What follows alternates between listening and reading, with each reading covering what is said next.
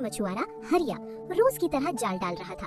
उसे क्या पता था कि आज उसकी किस्मत बदलने वाली है। अरे आज तो सुबह से एक भी मछली हाथ नहीं लगी। हे भगवान, आज भी खाली हाथ घर गया तो क्या खाऊंगा। थोड़ी देर बाद अरे अरे, ये जाल इतना भारी कैसे हो गया? लगता है आज तो बड़ी मछली फंसी है। अरे वाह, ये क्या, इतनी चमक। हे मानव, मुझे छोड़ दो। अरे मछली बोल रही है। तू कौन है? मैं कोई साधारण मछली नहीं, मैं जादुई सुनहरी मछली हूँ। अगर तुम मुझे छोड़ दोगे तो तुम्हें 3 भविष्य की गुप्त बातें बताऊंगी।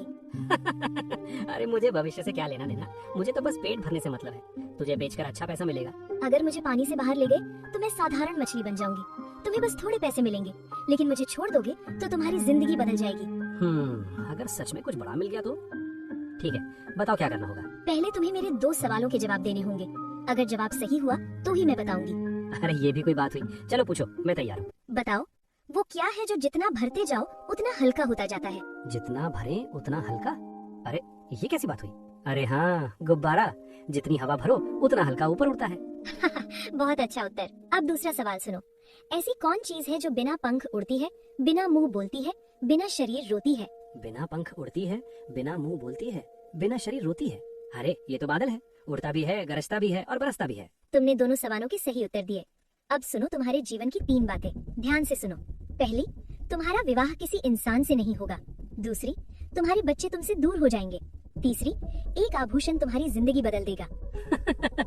अरे ये कैसी उल्टी सीधी बात है? जब इंसान से विवाह नहीं होगा तो बच्चे कैसे होंगे, और कोई आभूषण मेरी जिंदगी कैसे बदल देगा? समय आने पर सब समझ जाओगे। याद रखना, आज की मुलाकात तुम्हारा भाग्य बदल देगी। मुझे इन बातों पर विश्वास नहीं, लेकिन तूने मुझसे विनती की, जा मैं तुझे छोड़ देता हूँ। धन्यवाद हरिया, फिर मिलेंगे। हरिया ने उस बात को मजाक समझकर भुला दिया, लेकिन किस्मत की कहानी अभी शुरू हुई थी। कुछ दिन बीत गए। हरिया को सुनहरी मछली की बातें तो याद थीं, पर वो उन पर विश्वास नहीं करता था। एक दिन वो फिर उसी चंद्रसर झील के किनारे मछली पकड़ने पहुंचा। आज तो कुछ भी हो, मछली पकड़ कर ही जाऊंगा। घर में खाने को भी कुछ नहीं बचा। अरे ये क्या, इतना भारी? लगता है आज तो किस्मत खुल गई। रुको, मुझे चोट लग रही है, कृपया मुझे इस जाल से आजाद कर दो। अरे ये कौन है? इंसान जैसी पर पानी। मैं इस झील की जल परी हूँ। मैं गलती से तुम्हारे जाल में फंस गई, तो मुझे छोड़ दोगे? पहले भी एक जादुई मछली मिली थी, चलो तुम्हें छोड़ देता। हरिया, तुमने मुझे जाल से मुक्त किया है। तुम बहुत दयालु इंसान हो। कल इसी समय आना, मैं तुम्हें बहुत सारी मछलियाँ दूंगी। सच?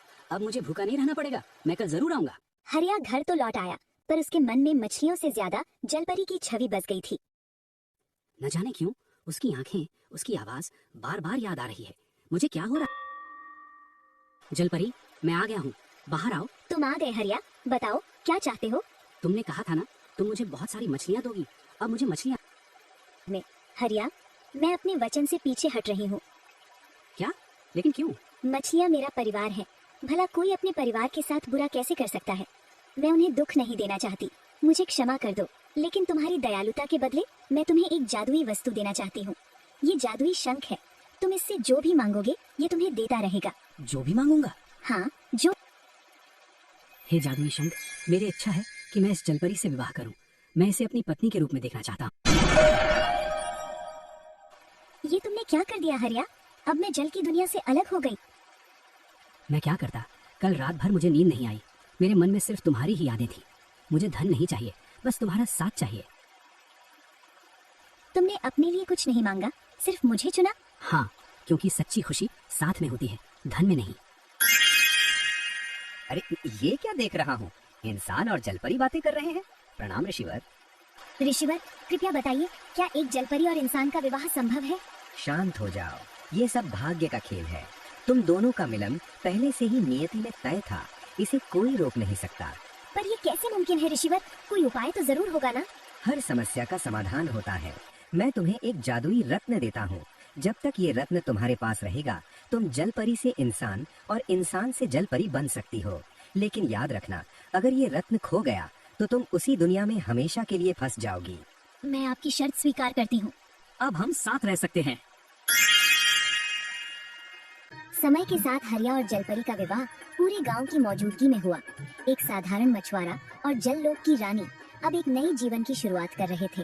देखो, हरिया की किस्मत तो देखो, कैसी सुंदर पत्नी मिली है। लगता है ये कोई साधारण स्त्री नहीं।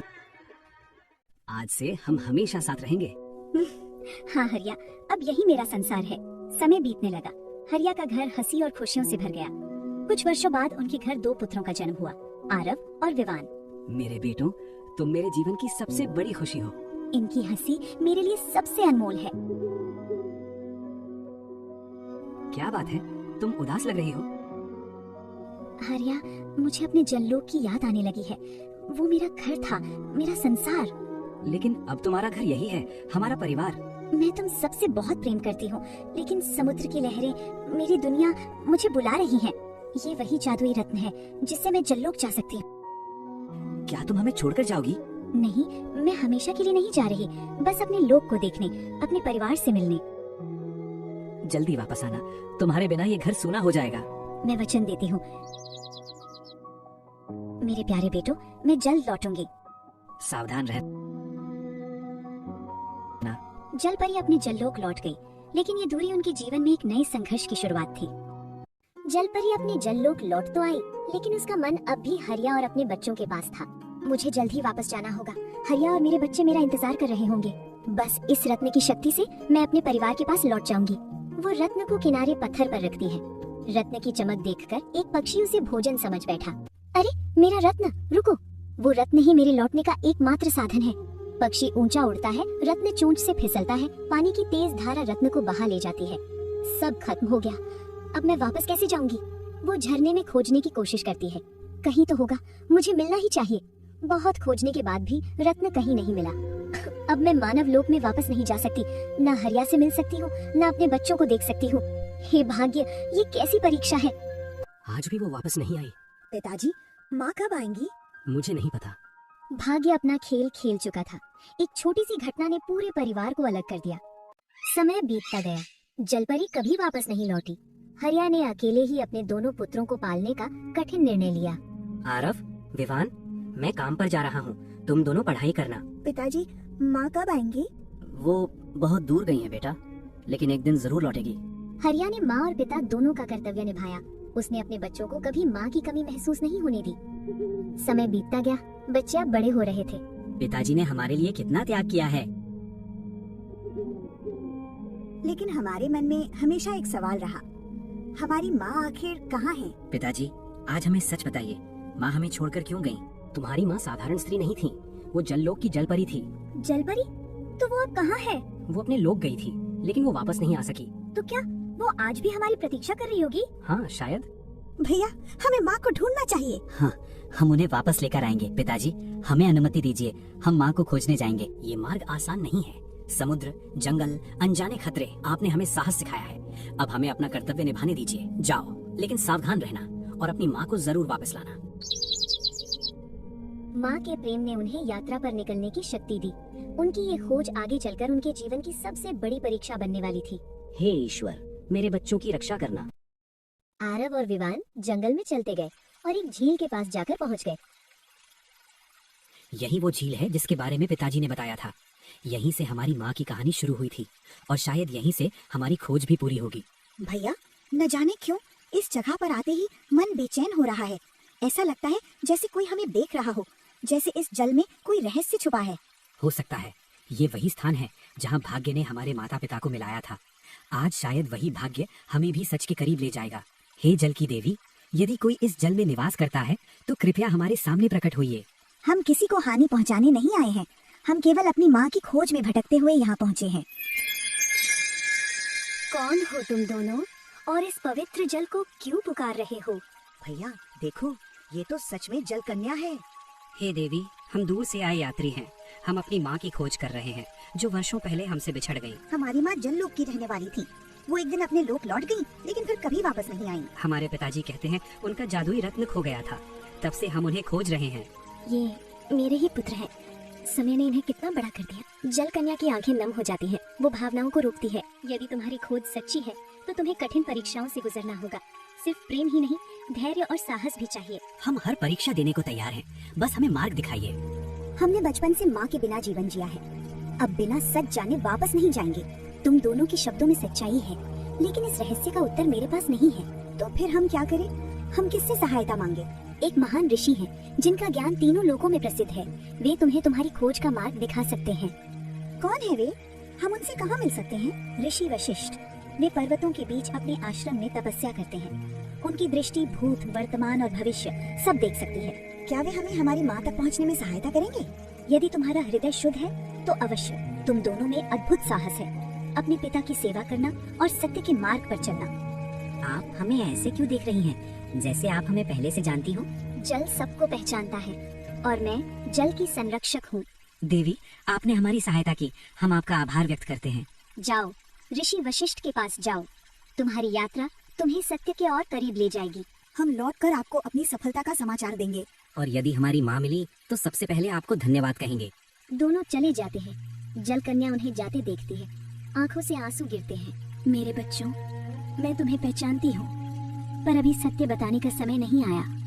भाग्य स्वयं तुम्हें सच तक ले जाएगा। माँ और पुत्र आमने सामने थे, फिर भी अनजान। भाग्य ने उनके मिलन को अभी टाल दिया था। भैया, हम कई दिनों से यात्रा कर रहे हैं। न जाने ऋषि वशिष्ठ का आश्रम अभी कितना दूर है, लेकिन मेरे मन में एक अजीब सा विश्वास है, जैसे हमारी मंजिल अब पास है। विवान, जब उद्देश्य सच्चा हो तो रास्ते की कठिनाइयाँ मायने नहीं रखती। हम अपनी माँ की खोज में निकले हैं और जब तक सत्य नहीं मिल जाता हम रुकेंगे नहीं। भैया देखो, वो सामने आश्रम दिखाई दे रहा है। शायद यही ऋषि वशिष्ठ का निवास है। हे महान ऋषि वशिष्ठ, हम आपकी शरण में आए हैं, कृपया हमारी सहायता करें। मुझे ज्ञात है तुम दोनों किस उद्देश्य से यहाँ आए हो। तुम अपने अतीत का सत्य जानना चाहते हो। आप बिना बताए ही सब जान गए। ज्ञान की दृष्टि से कुछ भी छिपा नहीं रहता, लेकिन सत्य प्राप्त करने के लिए तुम्हें स्वयं को योग्य सिद्ध करना होगा। हम हर परीक्षा देने को तैयार हैं गुरुवर, कृपया हमें मार्ग दिखाइए। मनुष्य का सबसे बड़ा शत्रु क्या है? मुझे लगता है मनुष्य का सबसे बड़ा शत्रु उसका अहंकार है। अहंकार ही उसे सत्य से दूर कर देता है। उत्तम उत्तर। अब दूसरा प्रश्न, मनुष्य की सबसे बड़ी शक्ति क्या है? प्रेम, क्योंकि प्रेम ही वो शक्ति है जो हर कठिनाई को जीत सकती है। तुम दोनों के हृदय शुद्ध हैं। तुम सत्य जानने के योग्य हो। तुम्हारी माँ जल लोक की निवासी है। वो तुमसे दूर इसलिए हुई क्योंकि उसका जादुई रत्न खो गया था। वही रत्न उसे मानव लोक में वापस आने की शक्ति देता था। तो क्या हम उनसे फिर मिल सकते हैं? हाँ, लेकिन उसके लिए तुम्हें खोया हुआ रत्न ढूंढना होगा।